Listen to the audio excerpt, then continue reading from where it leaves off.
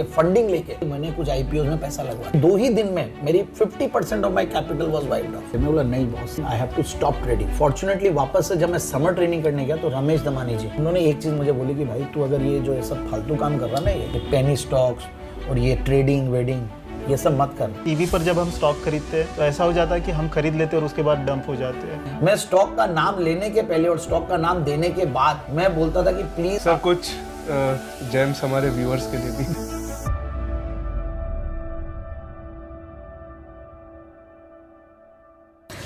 Sir कैसे हैं आप?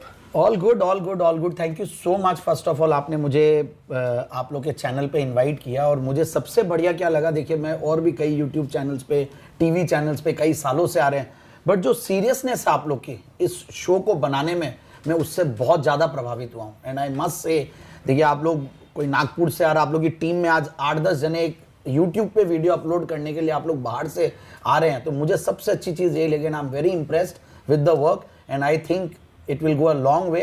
एंड दो आप लोग का चैनल अभी नया है, बट मुझे I always catch things young. मुझे पता है जेम्स जैसे मैं स्टॉक्स चुनता हूँ, मैं छोटे मार्केट कैप वाले स्टॉक्स इसलिए चुनता हूँ, मुझे पता चलता है कि वो बड़े होकर कुछ बहुत बड़ा होने वाला है। तो वैसा ही मुझे लगता है कि आपका चैनल भी एक दिन बहुत बड़ा बनने वाला है। और जिस तरीके से आप लोग काम कर रहे हैं, मतलब औरंगाबाद, नागपुर, रायपुर और अलग अलग जगह से 8 जनों की टीम आ रही है, so I am amazed and all the very best for your initiative. And I think हम जो ये वीडियो बना रहे हैं, जो शूट कर रहे हैं, आप मेरी जर्नी के बारे में, मेरे स्ट्रैटेजीज़ के बारे में जो भी डिस्कशन कर रहे हैं, आई थिंक लोगों को उससे फ़ायदा पहुँचे and that's the purpose. And thank you so much once again. Sir pleasure is all ours, आपने इतना समय दिया हम लोगों को।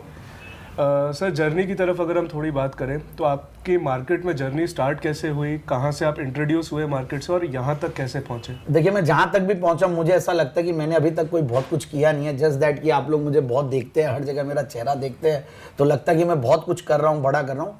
कोशिश है, अच्छा कर रहे हैं, बट एक चीज़ मैं अच्छी कर रहा हूँ कि मैं रिटेल इन्वेस्टर्स के हित में काफ़ी कोशिश कर रहा हूँ कि मैं काम करूँ।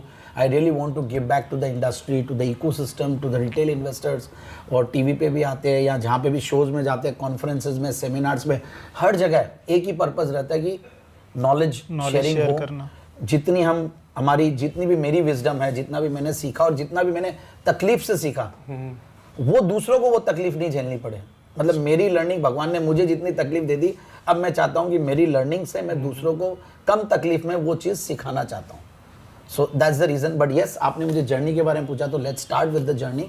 तो मैं क्लास 11 से, इनफैक्ट क्लास 9-10 में थोड़ा शेयर मार्केट के बारे में थोड़ा सा देखना शुरू किया। कुछ मेरे अंकल, कजन्स हैं, वो लोग शेयर्स की बातें करते थे, तब मैं फैसिनेट होता था। बट उस टाइम पे 10th की एग्ज़ाम, मैं असम से पला बड़ा हूँ और वहाँ पे 10th दिया था, तो 10th एक बहुत बड़ी चीज़ होती थी। आज जैसे 12th होती है, तो 10th की एग्ज़ाम बहुत बड़ी होती थी। तो उस टाइम पे था कि भाई आप सीरियस रहते हैं, पढ़ाई करते हैं।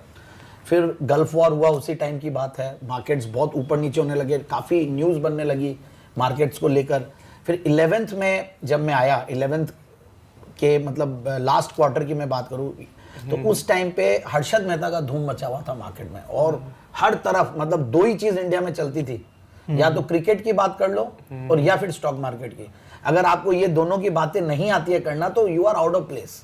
तो उस टाइम पे मैंने स्टार्ट किया और उस टाइम पे मेरे कुछ सीनियर्स थे, मैं एक हॉस्टल में रहता था, तो उन लोगों के थ्रू मैं एंट्री लिया कि ठीक है मुझे रिलायंस का शेयर दिला दीजिए। तो मुझे याद है 180 रुपया।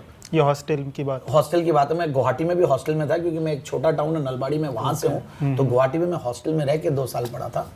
तो उस हॉस्टल में काफ़ी लोग शेयर्स का काम करते थे, और उसका अजीत सरिया छात्र निवास एक बहुत ही अच्छा हॉस्टल था, जहाँ से जो पढ़ते तो बहुत ही ब्रिलियंट लोग वहाँ से निकले हुए। मतलब कई सीनियर्स ऐसे थे जो CA, MBA, ICWA, CS, ये सारे 5-5 MCOM, LLB, ये 6-6 डिग्रियाँ लेके बैठे हुए हैं। तो उनसे काफ़ी सीखने को मिला लाइफ में। तो फिर लगा कि शेयर मार्केट में उस टाइम पे जो सब लोग गलतियाँ करते, वैसे मैं भी स्टॉक मार्केट में घुस गया। बट उस गलती में ये हुआ, गलती नहीं थी वो, इनफैक्ट वहाँ पे मैंने 180 में लिया और मैंने 200, 1 रुपया 2 रुपया में बेच दिया, और बहुत जल्दी मुझे 1800-2000 रुपये की कमाई हो गई। 100 शेयर उतने के ही होते थे, तो बड़ा मज़ा आया। बट फिर मुझे समहाउ ऐसा लगा, I don't know what happened, मतलब मुझे शेयर मार्केट करना नहीं है, एक बार मुझे पढ़ाई करनी है। क्योंकि मुझे उस टाइम पे मेरा ड्रीम था कि मुझे या तो दिल्ली जाके पढ़ना है या बॉम्बे जाके पढ़ना है। तो हमारे असम में क्या काफ़ी डिस्टर्बेंस थी उस टाइम पे। अगर आपको पता हो टेररिज्म के बारे में, वहाँ पे उस टाइम पे सेपरेटिस्ट मूवमेंट थी। सेपरेटिस्ट बोल लीजिए, टेररिज्म इतना ज़्यादा था वहाँ पे। तो उस टाइम पे हम लोग को सबको वहाँ से एक टाइम हो गया था कि वहाँ से छोड़ के निकलना है, बहुत डिस्टर्बेंस थी। तो पेरेंट्स लोग को बड़ी इनसिक्योरिटी होने लगी कि भाई बाहर जाना है, तो दिल्ली या बॉम्बे कोई जगह, तो वहाँ जाने के लिए